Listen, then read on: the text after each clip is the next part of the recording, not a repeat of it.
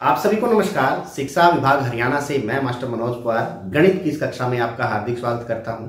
प्यारे बच्चों, कल हमने प्रत्यक्ष समानुपाती या अनुक्रमानुपाती से संबंधित प्रश्नावली 13.1 के कुछ प्रश्न देखे थे और हमने ये भी जाना था कि प्रत्यक्ष समानुपाती या फिर अनुक्रमानुपाती वे राशियां होती हैं जिनके अनुपात हैं वो क्या होते हैं, समान आते हैं। अर्थात एक संख्या जिस अनुपात में बढ़ रही है दूसरी संख्या भी उसी अनुपात में बढ़ेगी, या एक संख्या जिस अनुपात में घट रही है दूसरी संख्या या राशि भी उसी अनुपात में घटेगी। तो प्रश्नावली 13.1 के कुछ प्रश्न अभी बाकी हैं, तो आइए उनको समझते हैं। छठे प्रश्न को देखते हैं कि एक जहाज के मॉडल में उसका मस्तूल 9 सेंटीमीटर ऊंचा है जबकि वास्तविक जहाज का मस्तूल 12 मीटर ऊंचा है। यदि जहाज की लंबाई 28 मीटर है तो उसके मॉडल की लंबाई कितनी है। इस प्रश्न के अंदर हमारे पास तालिका इस प्रकार से बनेगी कि वास्तविक जहाज का मस्तूल है जो वो मॉडल का मस्तूल है वो दे रखे हमें। यदि मॉडल का मस्तूल 9 सेंटीमीटर का है, ये सेंटीमीटर में है या मीटर में है, तो वास्तविक जहाज का मस्तूल कितना है, 12 मीटर है। अब यदि वास्तविक जहाज का मस्तूल हमारे पास 28 मीटर है तो मान लेंगे कि मॉडल का मस्तूल कितना होगा, x होगा। अब जैसे जैसे वास्तविक जहाज की मस्तूल की ऊंचाई बढ़ती रहेगी तो हमारे पास मॉडल में भी मस्तूल की ऊंचाई बढ़ेगी। अर्थात यह स्थिति अनुक्रमानुपाती है, अर्थात प्रत्यक्ष समानुपाती है। तो हम इसको किस प्रकार से लिखेंगे कि 12/9 बराबर किसके आ जाएगा, 28/x के।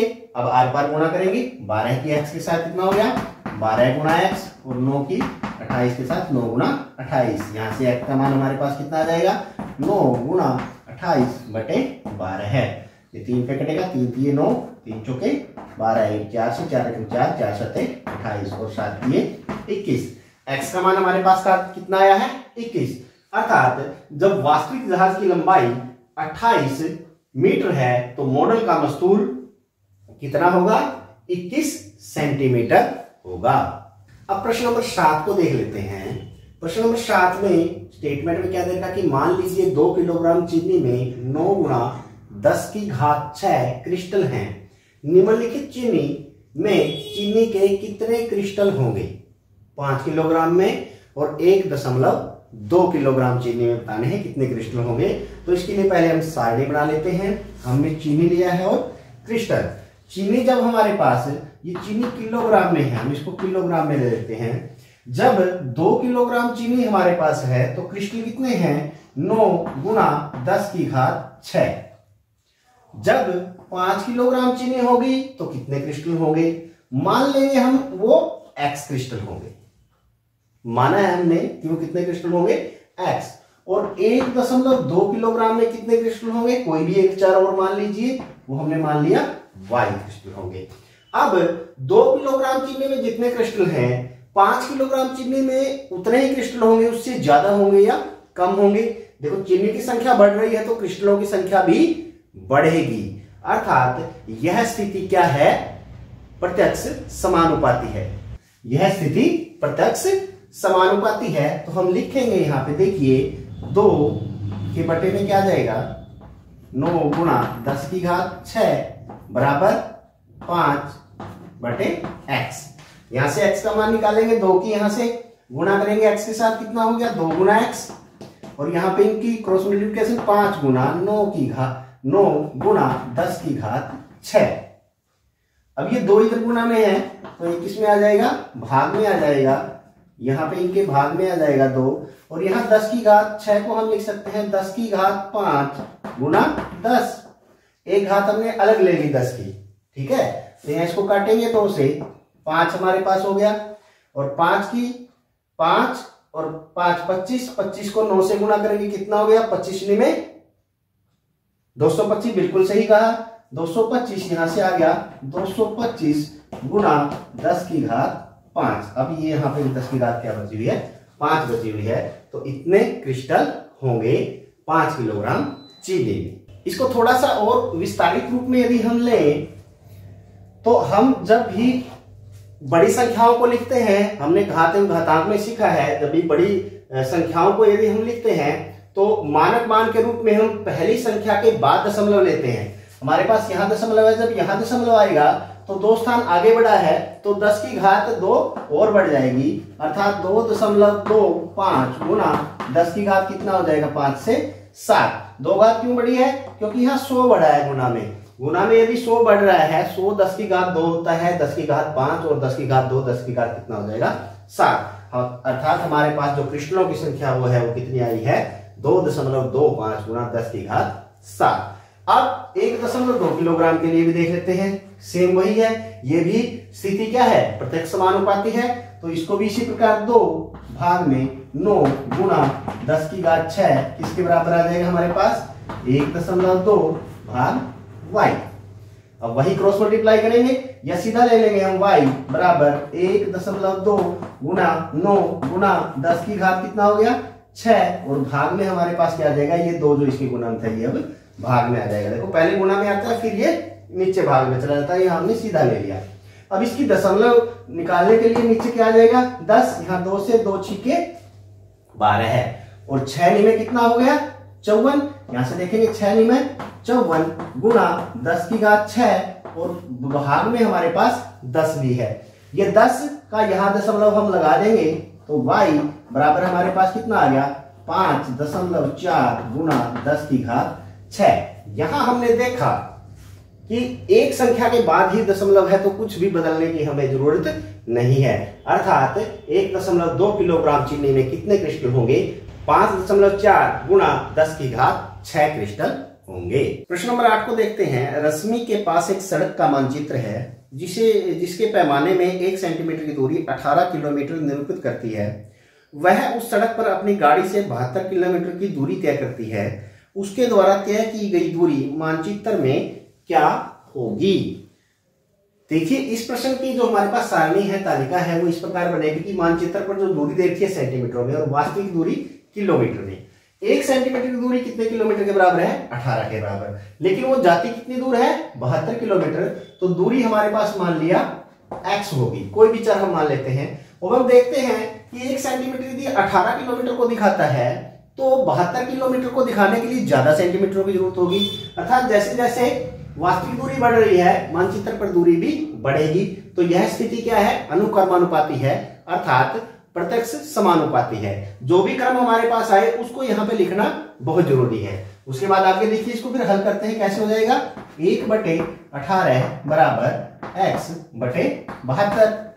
आर पार गुणा कीजिए, 1 गुना 72 बराबर कितना हो गया 18 गुना x, और इसको ऐसे भी लिख सकते हैं 18 गुना x बराबर 1 गुना 72, और यहाँ से x का मान हमारे पास निकालना हो तो 1 गुना 72 और ये 18 गुना में तो यहाँ भाग में आ जाएगा 18 एकम 18, 18 चौके 72 और 4 से गुना करेंगे 4 एकम 4।